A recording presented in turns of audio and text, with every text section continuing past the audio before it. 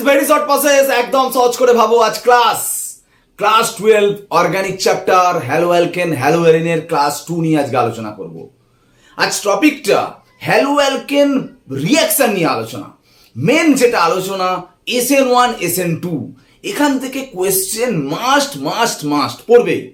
তো সেই টপিকটা নিয়ে আজকে ভালো করে শুনতে হবে। দেখো, হ্যালো অ্যালকেন রিঅ্যাকশনের মধ্যে SN1 SN2 নিয়ে আমরা মেন আলোচনা করব। তো প্রথমে আমাদের জানতে হবে যে SN1 SN2 বলতে কি বোঝায়, তাই না? দেখো, একটা কথা বলি, সাবস্টিটিউশন রিঅ্যাকশন মানে কি? মানে প্রতিস্থাপন। একটা কিছু ঢুকবে, একটা কিছু বেরোবে।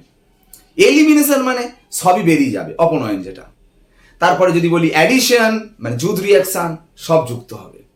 তারপরে রিঅ্যারেঞ্জমেন্ট পুনর্বিন্যাস মানে কিছু বেরোবেও না, কিছু যুক্ত হবে না। ঠিক আছে? তো সাবস্টিটিউশন কেন ওই রিঅ্যাকশনটা দেখে নাও। এই রিঅ্যাকশনে এটা তো মেন সাবস্ট্রেট, এটা তো মেন প্রোডাক্ট। আমরা জানি তো অর্গানিকে বাই প্রোডাক্ট লিখতে লাগে না, এখানে যে KCl হয়েছে সেটা লিখতে লাগে না, মেন প্রোডাক্টটা লিখতে লাগে। সাবস্ট্রেট আর মেন প্রোডাক্টের দিকে তাকিয়ে দেখো তো কি ঢুকেছে, কি বেরিয়েছে।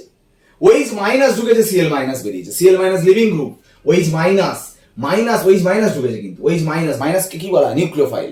তার নিউক্লিওফাইল ঢুকেছে আর Cl মাইনাস লিভিং গ্রুপ বেরিয়েছে। এখানে OH মাইনাস ঢুকেছে, Cl মাইনাস বেরিয়েছে। নিউক্লিওফাইল ঢুকছে, তাই জন্য এটাকে বলা হয় নিউক্লিওফিলিক সাবস্টিটিউশন। একটা ঢুকছে, একটা বেরোচ্ছে বলে সাবস্টিটিউশন। আর নিউক্লিওফাইল ঢুকছে বলে nucleophilic substitution. Substitution of nucleophile, এই জন্য SN substitution of nucleophile. SN এর দুটো ভাগ, SN1 SN2। দেখো, এটা SN2 বলছে, এটা স্মরণ করে কেন? একই তো হয়েছে। এখানেও Cl ভেরি OH ঢুকেছে, এখানেও Cl ভেরি OH ঢুকেছে। দুটো আলাদা কেন? মেকানিজমের ডিফারেন্স আছে। এখানে মেকানিজমটা দেখো কি হয়েছে। এখানে মেকানিজম যেটা হয়েছে, এই কম্পাউন্ডটা লিখেছি, এখানেও তো এই কম্পাউন্ডটা লিখেছি। এখানে OH মাইনাসটা কি করেছে জানো? লিভিং গ্রুপ যে যার সাথে অ্যাটাচ আছে আলফা কার্বন, তার রেসপেক্টে দেখো ব্যাক সাইড অ্যাটাক করেছে, পিছন দিক থেকে আলফা কার্বনে অ্যাটাক করেছে। করতেই Cl বেরিয়ে চলে গেছে, প্রোডাক্ট হয়েছে। এখানে কিন্তু এই ঘটনাটা ঘটবে না, কেন জানো? ব্যাক সাইড অ্যাটাক হবে কি করে? দেখো কত বড় শাখা পোশাখা সব জুড়ে আছে, ঢুকবে কি করে এখানে? কিন্তু এখানে পসিবিলিটিস আছে। এর যত শাখা পোশাখা বড় গ্রুপ থাকবে তত ঢুকতে পারবে না ব্যাক সাইড। এখানে কি হয়েছে? আগে লিভিং গ্রুপকে ছেড়ে দিয়েছে, দিয়ে একটা ক্যাটায়ন হয়েছে, তারপর OH মাইনাসটা অ্যাটাক হয়ে এটা হয়েছে। তার মানে এটা একটা স্টেপ, এর দুটো স্টেপ। সাধারণত ফার্স্ট স্টেপটা হয় স্লো স্টেপ, যেটা কি আমরা রেট ডিটারমাইনিং স্টেপ বলি, হার নির্ণয়ের ধাপ। ওটাই প্রধান স্টেপ। যেমন এটাই প্রধান স্টেপ, RD স্টেপ বলে। এরও এই স্টেপটা হচ্ছে RD স্টেপ। যা কিছু রিঅ্যাকশনে যা কিছু ক্রাইটেরিয়া সব RD স্টেপের রেসপেক্টে করা হয়। যেমন এই RD স্টেপে কজন পার্টিসিপেট করেছে বলে, কজন অংশগ্রহণ করেছে? সাবস্ট্রেট নিউক্লিওফাইল দুজন, দুই জন্য এই রিঅ্যাকশনের নাম SN2। এই রিঅ্যাকশনে কজন পার্টিসিপেট করেছে? এই রিঅ্যাকশনে নয়, এই রিঅ্যাকশনে RD স্টেপে কজন পার্টিসিপেট করেছে? শুধু এই OH মাইনাস পার্টিসিপেট করেনি, OH মাইনাস তার পরের স্টেপে পার্টিসিপেট করেছে। RD স্টেপে যে কটা পার্টিসিপেট করবে দ্যাট ইজ রিঅ্যাকশন, সেই অনুযায়ী হয়। বোঝা গেল ব্যাপারটা? তো RD স্টেপে এখানে দুজন পার্টিসিপেট করেছে বলে SN2, RD স্টেপে এখানে একজন পার্টিসিপেট করেছে বলে যেটা SN1। কাদের SN1 ভালো হবে, কাদের SN2 ভালো হবে, এটা তোমায় জানতে হবে। দেখো, একটা কথা বলি, SN1 এ যেটা জানতে হবে, লিভিং গ্রুপকে আগে ছেড়ে দিয়ে একটা ক্যাটায়ন তৈরি হচ্ছে, ঠিক কি না? যার ক্যাটায়ন যত বেশি স্টেবল, তত লিভিং গ্রুপকে ছেড়ে ক্যাটায়ন হতে চাইবে, মানে তার SN1 ভালো হবে। যার ক্যাটায়ন যত বেশি স্টেবল হবে। এখানে এই ক্যাটায়নটা স্টেবল কেন জানো? প্লাসটা যে কার্বনে আছে তার পাশের কার্বনগুলো দেখো, এই যে তিনটে কার্বন আছে, আলফা কার্বন। এগুলো আলফা কার্বনে হাইড্রোজেন কটা বলো? এখানে আলফা হাইড্রোজেন তিনটে, এখানে আলফা হাইড্রোজেন তিনটে, এখানে আলফা হাইড্রোজেন তিনটে। কটা আলফা হাইড্রোজেন আছে? 9টা আলফা হাইড্রোজেন। যার আলফা হাইড্রোজেন যত বেশি হয় তার হাইপার কনজুগেটিভ স্টেবিলিটি তত বেশি। স্টেবিল, অনেক স্টেবল। তাই নয় শুধু, মিথাইল গ্রুপগুলো ইলেকট্রন ঠেলে, দেখো মিথাইল গ্রুপগুলো ইলেকট্রন ঠেলছে। ইলেকট্রন ঠেললে কি হবে? প্লাস চার্জে যদি ইলেকট্রন ঠেলে তাহলে প্লাসটা কি হয়ে যাবে? নিউট্রাল হয়ে যাবে না? নিউট্রাল যত হবে তত স্টেবিলিটি বাড়বে, ওই জন্য বেশি স্টেবল। 3 ডিগ্রি ক্যাটায়ন, কারণ প্লাস যে কার্বন আছে তার থেকে দেখো তিনটে কার্বন চেন বেরিয়েছে, মারাত্মক স্টেবল। সেই জন্য Cl কে আগে ছেড়ে দিতে পারে, কারণ এই ক্যাটায়নটা স্টেবল একটা ক্যাটায়ন তৈরি হয় বলে। SN1 মানে তোমাকে ভাবতে হবে লিভিং গ্রুপ ছাড়ার পর যেন ক্যাটায়নটা স্টেবল। যদি বলি এখানে SN1 হলো না কেন বলো?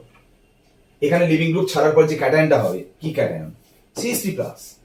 কোনো স্টেবিলিটি নেই, না আছে আলফা হাইড্রোজেন, না আছে কোনো এরকম যে ইথাইলগুলো ইলেকট্রন ঠেলে যে নিউট্রাল করবে সেরকম ব্যবস্থা নেই। তাহলে এর কেন SN1 হয় না বুঝতে পারলে? এবার উল্টোটা আসছে, এর SN2 হয়। কেন SN2 হয়? ব্যাক সাইড অ্যাটাক সহজ। এর SN2 হয় না কেন? এর ব্যাক সাইড অ্যাটাক কঠিন। কেন? এর এই দেখো বড় বড় গ্রুপ আছে, মানে স্টেরিক হিন্ডেন্স, ধাক্কা ধাক্কি বেশি। তাহলে যখন তোমাকে SN2 দিয়ে কোশ্চেন দেবে, ব্যাক সাইড অ্যাটাক যার যত ভালো তার SN2 তত ভালো। SN1 কার ভালো? যার লিভিং গ্রুপ বেরোনোর পর ক্যাটায়ন যার স্টেবল। তোমাকে যেমন কোশ্চেন দেবে SN1 দিয়ে কোশ্চেন দিলে লিভিং গ্রুপ বেরোনোর পর ক্যাটায়ন যার স্টেবল সেটা দিয়ে আনসার করবে। আর SN2 কার ভালো? যার ব্যাক সাইড অ্যাটাক ভালো। এটা তোমাকে বুঝতে হবে। তোমাকে এরকম দিয়েছি, বলো কার SN1 ভালো কার SN2 ভালো। তোমাকে প্রথম SN1 ভাবো। SN1 যখনই দেবে তুমি তখন আমি ব্যাক সাইড অ্যাটাক ভাববে না, তুমি তখন ভাববে লিভিং গ্রুপ বেরোনোর পরে কার ক্যাটায়ন কত বেশি স্টেবল। এর লিভিং গ্রুপ বেরিয়ে যাওয়ার পর ক্যাটায়নটা কোনটা বলো তো? এইটা।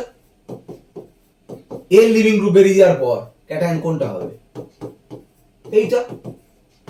এর লিভিং গ্রুপ বেরিয়ে যাওয়ার পর ক্যাটায়ন হচ্ছে এইটা। এর লিভিং গ্রুপ বেরিয়ে যাওয়ার পর ক্যাটায়ন এটা। এর আলফা হাইড্রোজেন কটা? 9টা। এর আলফা হাইড্রোজেন কটা? 6টা। এর আলফা হাইড্রোজেন 3টে। এর আলফা হাইড্রোজেন নেই। এর স্টেবিলিটি বেশি, ওই জন্য SN1 এই দিক থেকে এদিকে গেলে বাড়বে। মানে এর SN1 সব থেকে ভালো, এর খারাপ, এর খারাপ, এর আরো খারাপ। মানে অ্যাকচুয়ালি এটা তো 3 ডিগ্রি, অ্যাকচুয়ালি 3টে কার্বন চেন রয়েছে, তাই না? এটা 2 ডিগ্রি, এটা 1 ডিগ্রি, এটা 0 ডিগ্রি। অ্যাকচুয়ালি SN1 3 ডিগ্রির ভালো হয়। এবার SN2 যদি বলি, SN2 কিন্তু আবার অন্যভাবে ভাববে। SN2 মানে কি? Back side attack. কার ব্যাক সাইড অ্যাটাক ভালো হবে? এর তো বড় গ্রুপ আছে, ব্যাক সাইড পিছন দিকে অ্যাটাক করবে কি করে? এর তখন ভালো, এর মোটামুটি ভালো, এর খারাপ। তার মানে SN2 এর ক্ষেত্রে আবার এই দিক থেকে এই দিকে গেলে ভালো হবে। মনে রাখবে SN1 3 ডিগ্রির ভালো আর SN2 0 ডিগ্রি বা 1 ডিগ্রির ভালো। 2 ডিগ্রিটা সব রকম করতে পারে, ঠিক আছে? তো তার মানে তোমাকে ভাবতে হবে যা ইচ্ছা দিতে পারে কোশ্চেন। দেখো একটা কথা তোমাকে বলি, তোমরা মোটামুটি রেজোন্যান্স সম্পর্কে আইডিয়া আছে, আবারও বলছি, অলরেডি বলে দিয়েছি।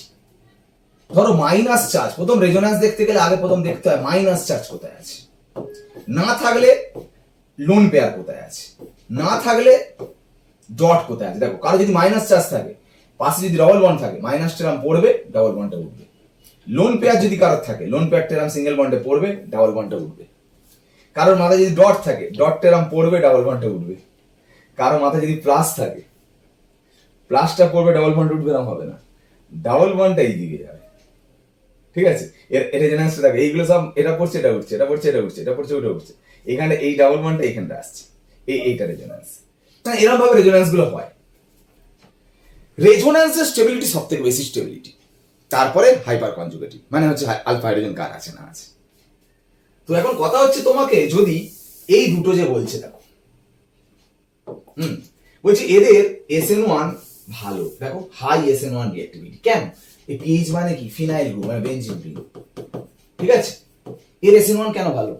SN1 মানে কি ভাববে? ব্যাক সাইড অ্যাটাক ভাববে না কার্বোক্যাটায়নের স্টেবিলিটি ভাববে? কার্বোক্যাটায়নের স্টেবিলিটি। তা ভাবো কার্বোক্যাটায়নকে তৈরি করো, বিআর বের করে দিলে যে ক্যাটায়নটা হয়, দেখো দেখো বিআর বের করে দেওয়ার পর যে ক্যাটায়নটা হবে এটা, এটা স্টেবল। কেন স্টেবল? এই তো রেজোন্যান্স করবে, তো ডাবল বন্ড এরকম গেল, এখানে গেলে কি হবে? ডাবল বন্ড হয়ে যাবে, নিউট্রাল হয়ে যাবে। আবার এখানে প্লাস হবে, তারপর আবার এটা এরকম যাবে, এটা এরকম যাবে, আবার এখানটা প্লাস হবে, তারপর আবার এটা এরকম যাবে। দেখো রেজোন্যান্স হচ্ছে, তাই না? তাহলে স্টেবল, লিভিং গ্রুপ ছাড়ার পর ক্যাটায়ন প্রচুর স্টেবল, রেজোন্যান্স হচ্ছে। তো রেজোন্যান্স স্টেবিলিটি সব থেকে বেশি স্টেবল, সব থেকে ভালো SN1 করবে, এও করবে। সরি কোনটা? আচ্ছা এটা একটু ভুল লেখা হয়েছে, আমি মুছে দিই। CH2Br, এও SN1 ভালো করবে। কেন?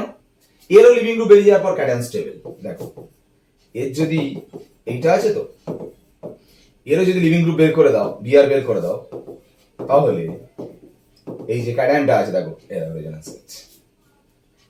একটা জিনিস খেয়াল করে দেখেছো, এ স্টেবল নয়, এ লিভিং গ্রুপ বেরিয়ে যাওয়ার পর ক্যাটায়নটা স্টেবল হতে হবে। SN1 কার ভালো হয়?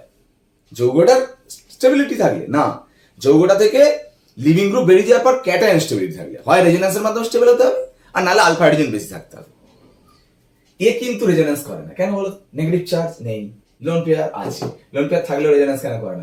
লোন পেয়ারটা পড়লো, পাশে ডবল বন্ড উঠবি করে, দুটোই সিঙ্গেল বন্ড হয়ে গেছে, দুটো সিঙ্গেল বন্ড হলে রেজোন্যান্স হবে কি করে? এইটা এরকম পড়বে, এটা উঠবি কি করে? পাশে দুটোই সিঙ্গেল বন্ড হয়ে গেলে রেজোন্যান্স হচ্ছে না। তাহলে এ স্টেবল নয়, এ স্টেবল, ওই জন্য SN1 ভালো। কিন্তু এই যে দুটো কম্পাউন্ড দিয়েছে, ভালো করে দেখো, নো SN1 SN2, কোনো SN1 SN2 কিচ্ছু হবে না। এদের ক্ষেত্রে ব্যাপারটা বলি, এদের কম্পাউন্ড লিখছি, দেখো ভালো করে শোনো। কম্পাউন্ড নিজেই স্টেবল, দেখো বিআর লোন পেয়ার আছে, এ দেখো কি বুঝছো? এখানে লিভিং গ্রুপ বের হওয়ার আগেই স্টেবিলিটি পাচ্ছে, তাহলে লিভিং গ্রুপ বের করবে কেন?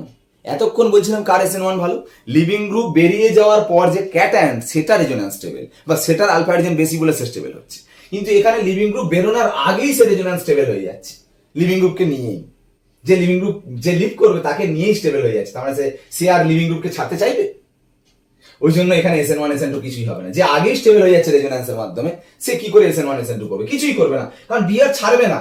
কেন বলে দিই, যখন কোনো আগেই যখন লিভিং গ্রুপ যেটা আছে বেরিয়ে যাওয়ার কথা যার, সে যদি আগেই রেজোন্যান্স করে এই বন্ডটা তখন আর সিঙ্গেল থাকছে না, এই লোন প্যাডটা এখানে পড়ে এটা ডাবল বন্ড হয়ে যাচ্ছে, পার্সিয়াল ডাবল বন্ড ক্যারেক্টার, আংশিক দ্বিবন্ধন হয়ে যাচ্ছে। কারণ কিছু সময় সিঙ্গেল থাকছে রেজোন্যান্সের জন্য, আবার কিছু সময় ডাবল বন্ড হয়ে যাচ্ছে। ডাবল বন্ড হয়ে গেলে এমনি দৈর্ঘ্য ছোট হবে, বন্ড লেন্থ ছোট হয়ে যাবে। বন্ড লেন্থ ছোট হওয়া মানে স্ট্রং বন্ড হয়ে যাবে, বন্ড ভাঙবে না, মানে এই বন্ডটা ছাড়বে না, মানে এই বিআর বেরোবে না। SN1 SN2 কিছুই করবে না। এটা একটা গুরুত্বপূর্ণ কোশ্চেন। ওইচ মাইনাস দিয়েছো, মনে হবে এই সিএল কে বের করে ওইচ ঢুকবে, এই বিআর কে বের করে ওইচ ঢুকবে, কিন্তু না, শুধু এই সিএলটা বেরোবে, বিআর বেরোবে না। কেন? এই বিআর এর লোন পেয়ারটা দেখো রেজোন্যান্স করবে, মানে এখানে ডবল বন্ড তো আছে, কিন্তু এখানে সিএল এর পাশে দুটোই সিঙ্গেল বন্ড আছে বলে রেজোন্যান্স করতে পারবে না। তার মানে এখানে রেজোন্যান্স করছে বলে ডবল বন্ড হয়ে যাবে বলে বিআরটা বেরোবে না, কিন্তু সিএল কিন্তু সহজে বেরিয়ে যাবে। ওই জন্য ওইচ মাইনাসটা এখানে ঢুকবে। তার মানে প্রোডাক্ট যেটা হবে এই সিএলটা উঠে ওইচ ঢুকবে, কিন্তু এখানে বিআরটা যেমন আছে বিআর তেমন থেকে যাবে। বুঝতে পারলে ব্যাপারটা? তাহলে প্রোডাক্টটা হবে এইটা, এই ওইচ হয়ে গেছে, আর এটা যেমন বিআর আছে বিআর থাকবে। এইভাবে তোমাকে ভাবতে হচ্ছে। দেখো একটা কথা বলি তোমাদের, SN1 SN2 তে দেখলে লক্ষ্য করে মেকানিজম করলে, যখন এটা SN1 SN2 ছিল, এটা SN1 ছিল, এর 8 স্টেপে দেখো শুধু সাবস্ট্রেট নয় নিউক্লিওফাইলও প্রেজেন্ট পার্টিসিপেট করছে, কিন্তু এর 8 স্টেপে শুধু সাবস্ট্রেট প্রেজেন্ট আছে, নিউক্লিওফাইল প্রেজেন্ট নেই। তাহলে নিউক্লিওফাইলের নিউক্লিওফিলিসিটি ডিপেন্ড করে কোন রিঅ্যাকশনের ক্ষেত্রে? একমাত্র SN2 রিঅ্যাকশনের ক্ষেত্রে। SN2 রিঅ্যাকশনের ক্ষেত্রে নিউক্লিওফিলিসিটি কার ভালো সেটার উপর ডিপেন্ড করে। দেখো নিউক্লিওফাইল কে ভালো? নিউক্লিওফাইল মানে মাইনাস পার্ট, যার মাইনাস ডেনসিটি বেশি তার। তো এখানে সবাই মাইনাস হয়ে আছে, এরা তো নিউট্রাল, তাহলে এরা তো খারাপ হবেই, মাইনাস গুলো ভালো হবে। তাই এই মাইনাসের মধ্যে বেশি ভালো হলো কেন? তা মাইনাসে মিথাইল যদি ইলেকট্রন ঠেলে তা মাইনাস ডেনসিটি আরো বেড়ে যাচ্ছে। এখানে মানে কিছু নেই, এখানে আমার মাইনাসটা দেখো ডেনসিটি কমে যাচ্ছে, কেন? রেজোন্যান্স হয়ে মাইনাসটা ছড়িয়ে পড়ছে, কমে যাচ্ছে ওই জন্য। তো এরা ওই জন্য বেশি, আর নিউট্রাল তো এমনি কম হবে, এর থেকে আবার এর বেশি কেন? মিথাইল ইলেকট্রন ঠেলে একটু হলেও বেশি বাড়িয়ে দিচ্ছে, তাই জন্য এর কম। বুঝতে পারছো এই নিউক্লিওফিলিসিটির অর্ডার? এইখানটায় আবার শোন, ইন প্রোটিক সলভেন্ট, ইন অ্যাপ্রোটিক সলভেন্ট, মানে প্রোটিক সলভেন্ট মানে যে সলভেন্টের মধ্যে এই গ্রুপ থাকে OH, জল, অ্যালকোহল, OH থাকে, ও delta minus H delta plus থাকে। আর অ্যাপ্রোটিক মানে এই OH থাকে না, ঠিক আছে? তো প্রোটিক সলভেন্টে I মাইনাস ভালো নিউক্লিওফাইল, আর অ্যাপ্রোটিক সলভেন্টে M মাইনাস। একটা কথা বলি শোনো, প্রত্যেকের মধ্যে একটা করে নেগেটিভ আছে। যে বড়র মধ্যে নেগেটিভ থাকলে তার চার্জ ডেনসিটি বেশি হবে না, ছোটর মধ্যে নেগেটিভ থাকলে তার চার্জ ডেনসিটি বেশি। একটা কাপে বিষ মিশিয়ে দিয়েছি আর একটা চৌবাচ্চায় বিষ মিশিয়ে দিয়েছি, কোনটা খেলে মারা যাবে তাড়াতাড়ি বলো? কাপের বিষটা। কেন বলো? ছোট জায়গার মধ্যে আছে, মানে ডেনসিটি বেশি। তাহলে কোনটা ছোট বলো? এটা ছোট, ফ্লুরিনের আকার, সেই জন্য এর মধ্যে মাইনাস আছে, মানে চার্জ ডেনসিটি বেশি, মানে এই জন্য এটা ভালো নিউক্লিওফাইল, ঠিক আছে? কিন্তু অ্যাপ্রোটিক সলভেন্টে, প্রোটিক সলভেন্টে আবার উল্টো হয়ে যায়। কেন জানো? এর চার্জ ডেনসিটি বেশি বলে একে জল আবার বেশি ঘিরে ধরে। প্রোটিক বলে ধরো জলের মধ্যে যদি করি প্রোটিক সলভেন্ট দিয়ে, জল বেশি ঘিরে ধরলে এর মাইনাসটা এমনি সলভেবল হয়ে যাচ্ছে, তখন আর বাইরে অ্যাটাকার করতে পারবে না। মানে যে কারণের জন্য এ বেটার, সেই কারণের জন্যই এ হচ্ছে লেস বেটার, মানে খারাপ হয়ে গেল। মানে এর চার্জ ডেনসিটি বেশি, আর জলে হলে চার্জ ডেনসিটি যত বেশি হবে, জল ঘিরে ধরছে বলে ওকে তার বাধা দিয়ে দিচ্ছে অন্য কাউকে অ্যাটাক করার জন্য, সেই জন্য খারাপ হয়ে গেল। I মাইনাস ভালো নিউক্লিওফাইল, ঠিক আছে? সলভেন্ট, দ্রাবক কিন্তু মনে রাখতে হবে SN1 এর ক্ষেত্রে আমরা প্রোটিক সলভেন্ট ইউজ করব, আর SN2 এর ক্ষেত্রে আমরা অ্যাপ্রোটিক সলভেন্ট ইউজ করব। কেন শুনে নাও। আবার বলছি, প্রোটিক সলভেন্ট মানে হচ্ছে OH বন্ড থাকবে, যেমন জল, তাই না? অ্যাপ্রোটিক সলভেন্ট মানে OH থাকবে, যেমন এই কম্পাউন্ডটা দেখো DMS এর নাম, ডাইমিথাইল সালফোক্সাইড বা DMF। এটা শোনো, প্রোটিক সলভেন্টের মধ্যে মাইনাস প্লাস দু রকম চার্জ থাকে, ডেল্টা মাইনাস ডেল্টা প্লাস। আর অ্যাপ্রোটিক সলভেন্টের মধ্যে শুধু ডেল্টা মাইনাস থাকে, ডেল্টা প্লাস থাকে না। তুমি বলে কেন স্যার? এটা মাইনাস হলে তো প্লাস হওয়ার কথা। প্লাস ছিল, মিথাইল ইলেকট্রন ঠেলছে বলে তো প্লাসটাকে নিউট্রাল করে দিয়েছে। মানে বইয়ে লেখা থাকতে পারে ডেল্টা প্লাস, কিন্তু আমি বলি ডেল্টা মাইনাসই আছে, প্লাস নেই। খুবই মানে নেগলেক্ট, মিথাইল ঠেলছে বলে। মানে এর ক্ষেত্রে কিন্তু দু রকম চার্জ আছে। SN1 এ এই ঘটনা ঘটে, 8 স্টেপে প্লাস মাইনাস তৈরি হয়। তো আমি কি বলেছি, SN1 এ যখন বন্ডটা ভেঙে প্লাস মাইনাস তৈরি হয়, এদেরকে যত স্টেবল করে দেবে তত SN1 ভালো হবে, তো আর প্লাস কে জল ঘিরে ধরে স্টেবল করে দিচ্ছে, এক্স মাইনাস কে জল ঘিরে ধরে স্টেবল করে দিচ্ছে, দেখো হাইড্রোজেন বন্ড করে। সেই জন্য SN1 ভালো প্রোটিক সলভেন্টে। অ্যাপ্রোটিক সলভেন্টে SN2 এর ক্ষেত্রে আবার প্রবলেমটা কি, SN1 এর আর্ট স্টেপ এটা আর SN2 এর আর্ট স্টেপ এটা। দেখো SN2 এর আর্ট স্টেপে কিন্তু এই আর প্লাস এক্স মাইনাস তৈরি হয় না, একেবারে ডাইরেক্ট আর ওইচ হয়। মেকানিজম বুঝে গেছে, একদম প্রথমেই কিন্তু করানো হয়েছে। দেখো ভালো করে শোনো, SN1 এর কি হয়েছিল প্রথমে, এই তো এখান থেকে যেটা বলা হয়েছিল প্রথমে, দেখো SN2 তে একেবারে ডাইরেক্ট অ্যাটাক হয়ে ওইচ হয়েছে, আর SN1 এ আগে বেরিয়ে গিয়ে ক্যাটায়ন হয়েছে, তারপর অ্যাটাক হয়েছে। বুঝতে পেরেছো ব্যাপারটা? তার মানে SN1 SN2 এর মধ্যে ডিফারেন্সটা কোথায়? SN1 এ ক্যাটায়ন অ্যানায়ন হয়েছে, SN2 তে ডাইরেক্ট প্রোডাক্ট হয়েছে। কিন্তু একটা কথা মাথায় রাখো, আর স্টেপে এখানে আর স্টেপে নিউক্লিওফাইল নেই, কিন্তু এখানে আর স্টেপে দেখো নিউক্লিওফাইল আছে। নিউক্লিওফাইল ওইচ মাইনাস, তাহলে এমনি নরমাল ওইচ মাইনাস দেবে না, কে ওইচ দিয়েছে ধর কে প্লাস ওইচ মাইনাস। এখানে যদি প্রোটিক ইউজ করো, প্রোটিক সলভেন্ট জল ধরো, জল কি হবে, ওইচ মাইনাস কে স্টেবল করে দেবে, কে প্লাস কে স্টেবল করে দেবে। তাহলে ওইচ মাইনাস আর কে অ্যাটাক করবে কিভাবে? আর ওই জন্য অ্যাপ্রোটিক সলভেন্ট ইউজ করা হয়। অ্যাপ্রোটিক কি করে, শুধু ডেল্টা মাইনাস আছে, ও কি করে কে প্লাসটাকে স্টেবল করে দেয়, ওইচ মাইনাসটাকে ফ্রি রাখে, মুক্ত রাখে, মানে সিঙ্গেল, কারোর সাথে এখন এনগেজ নেই, ওই জন্য আর কে গিয়ে অ্যাটাক করতে পারে। বুঝতে পেরেছো? তার মানে জল ব্যবহার করলে একেও স্টেবল করে দেবে, একেও স্টেবল করে দেবে, তার মানে আর কে আর অ্যাটাকই করতে পারবে না, তো SN2 হবে না। মানে নিউক্লিওফাইলটাকে ফ্রি রাখতে হবে, তো ওই জন্য অ্যাপ্রোটিক সলভেন্ট ইউজ করে। অ্যাপ্রোটিক সলভেন্ট পজিটিভ আয়নটাকেও স্টেবল করে দিলেও নেগেটিভ আয়নটাকে ফ্রি রাখে বলে ও গিয়ে অ্যাটাকটা করতে পারে, ওই জন্য SN2 রিঅ্যাকশন হয়। বুঝে গেল? ওই জন্য SN2 রিঅ্যাকশনের জন্য অ্যাপ্রোটিক সলভেন্ট ইউজ করা হয়।